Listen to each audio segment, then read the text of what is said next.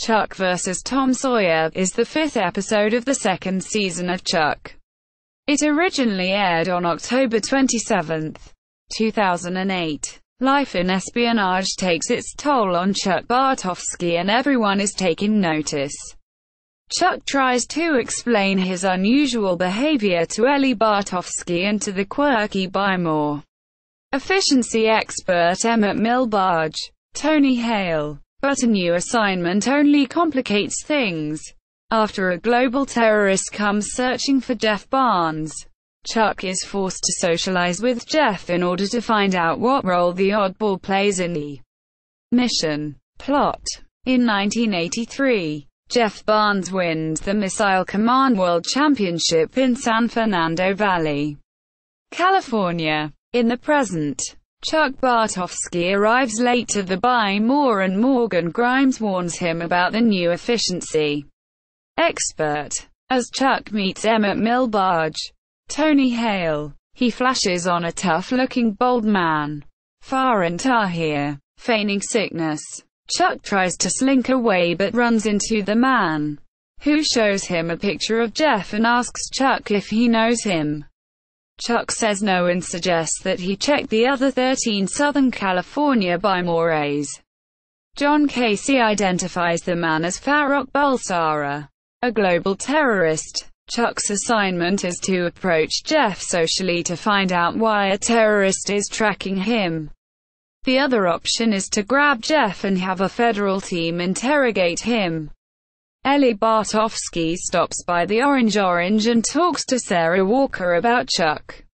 When told that Chuck may be spending time out with nerd herd creepy serial killer Jeff, Ellie says they really need to talk. Chuck approaches Jeff, but is interrupted by Emmett. After a brief talk about Emmett's love life, Chuck ducks out of an interview, postponing it to the next day. Chuck catches up with Jeff and asks him out for a beer, which Jeff declines in favor of a dozen beers. Instead of going to Jeff's house, they agree to meet at the Bymore. Jeff presents his music video of Anna Wu as the night's entertainment. Chuck then asks Jeff about the man who was looking for him. Jeff thinks it is one of his fans and reveals a video to Chuck that he has not shown to anyone else. A 25-year-old news video of Jeff being declared the Missile Command World Champion. Chuck flashes on the man awarding the trophy and prizes, Mr. Morimoto, Clyde Kusatsu. While Chuck and Jeff watch the video, a van of terrorists pulls up to Bymore, which Casey notices on the castle monitors and goes to the Bymore to warn Chuck about.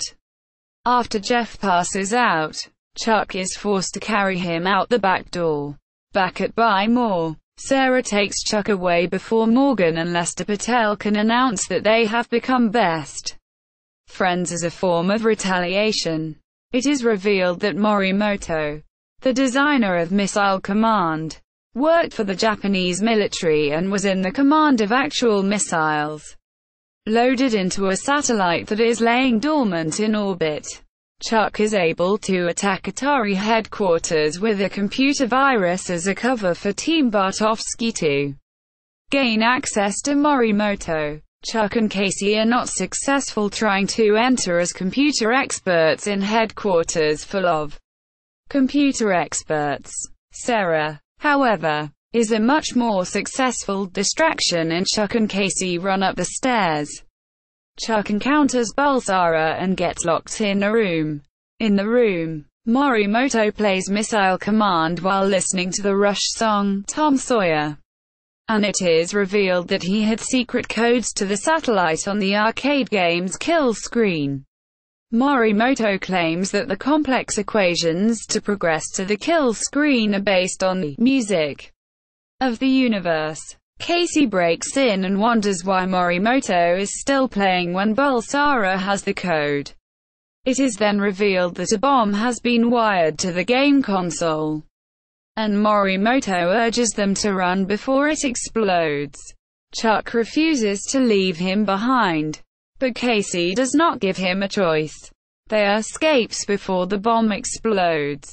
incinerating Morimoto. At Castle, General Beckman realizes that the satellite must be shot down. Chuck proposes the alternate plan of having Jeff play Missile Command to the kill screen, which Jeff agrees to, in exchange for grape cough syrup, M&M's not colored brown, his lucky game console, Anna wearing a grass skirt, and the attendance of his fans.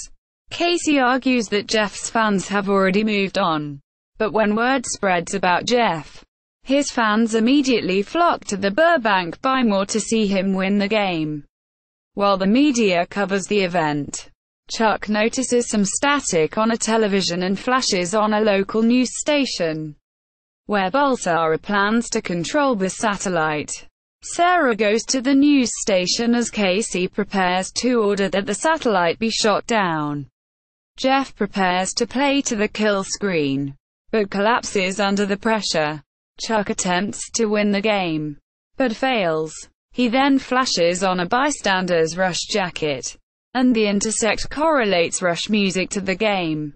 Chuck remembers Morimoto's words about the music of the universe being the key to win and realizes that the mathematical pattern underlying the game is the same as the song Tom Sawyer. Morgan plays the song, and Chuck achieves 2 million points and is able to play to the kill screen in front of the crowd. Sarah finds and defeats the terrorists at the local television station and gains control of the satellite controls. When Chuck unlocks the kill screen and reveals the access codes, he relays them to Sarah, who controls the satellite and averts World War III. Later, Jeff walks up for one more round of Missile Command. Moving on, when Chuck is awakened by his alarm clock, he is still wearing the last night's name tag and clothes. As he rushes to exit the apartment, Ellie and Devon urge him to not miss breakfast, offering a ginseng protein shake. Ellie notes how later Chuck came home the night before, which Chuck explains as playing video games. Devon asked what happened to all of Chuck's big plans, and Ellie adds that Chuck should be moving on. When told by Sarah that Chuck may be spending time with Jeff, Ellie says they really need to talk. They meet Ellie at the apartment and Ellie worries that Chuck is slipping back to her old self, having no confidence and no direction, mentioning that he was only 12 course credits short of graduating from Stanford University when he was expelled. Sarah insists that, as with a duck, sometimes it seems like Chuck is just gliding along, but beneath the surface his little feet are just paddling away like crazy, and that deep down Chuck is mature and responsible. Just then, Chuck bursts in carrying the drunken Jeff, who wakes in the morning and scares Ellie. As Chuck hurries him to a waiting cab, Ellie tells Chuck he should go back to school. Chuck responds he still has all the goals he used to have. When Chuck returns home after winning Missile Command, Ellie presents him with an electrical engineering diploma from Stanford, which Sarah and Casey arranged for based on Chuck's practical studies.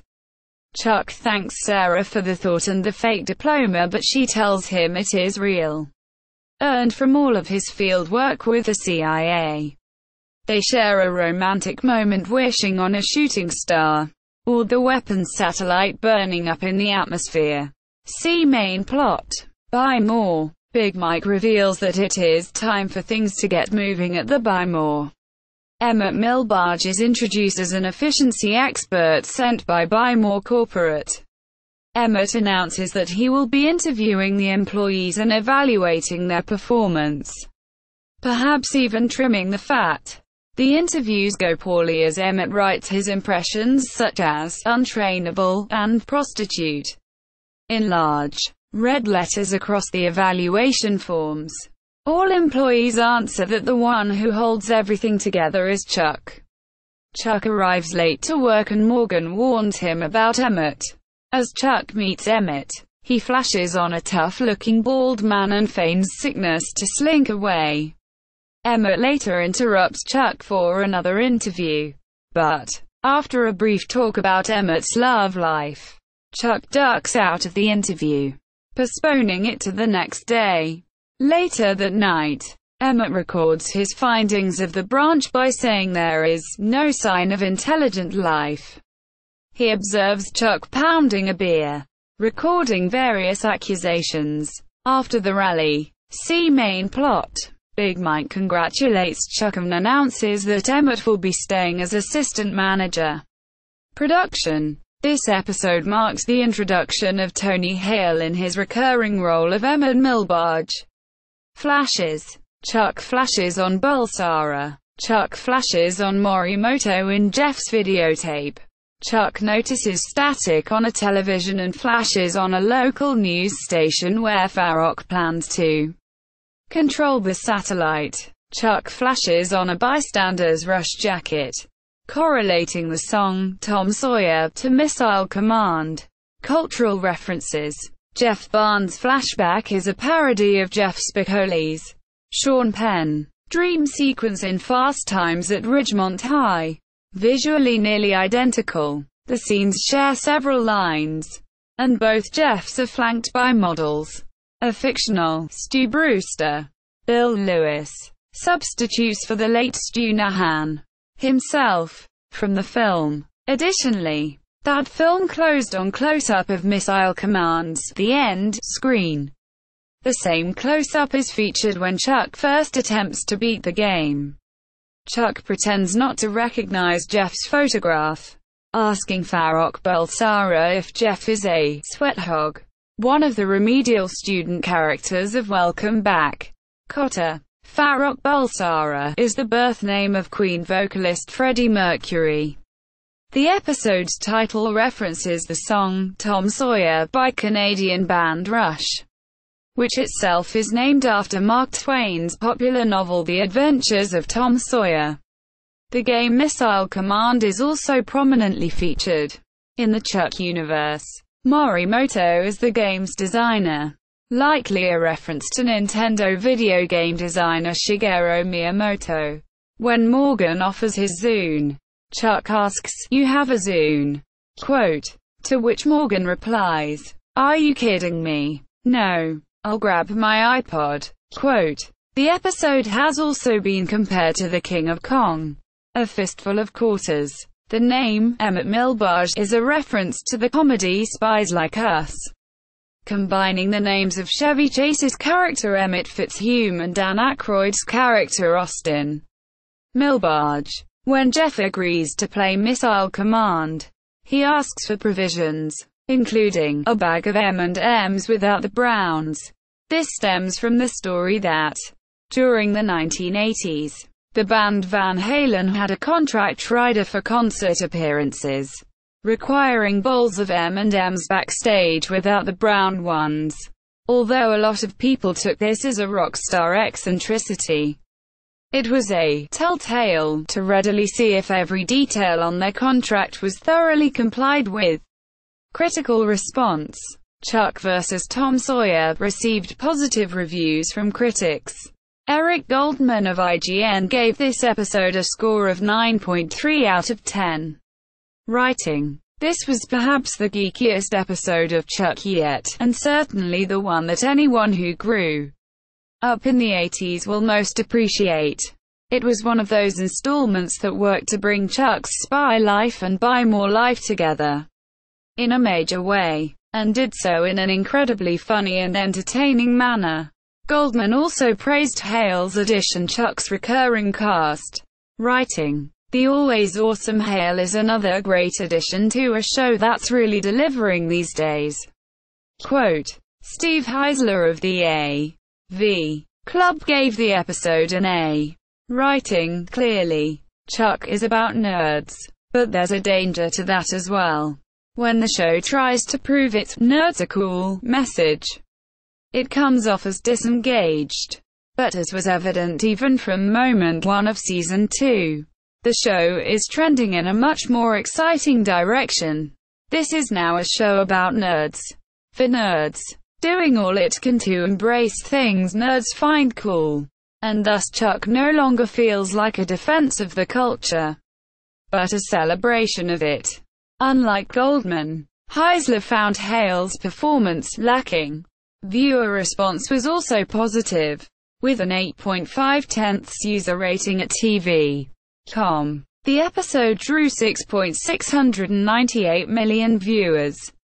Chuck vs. Tom Sawyer, on IMDb. Chuck vs. Tom Sawyer, at TV.com.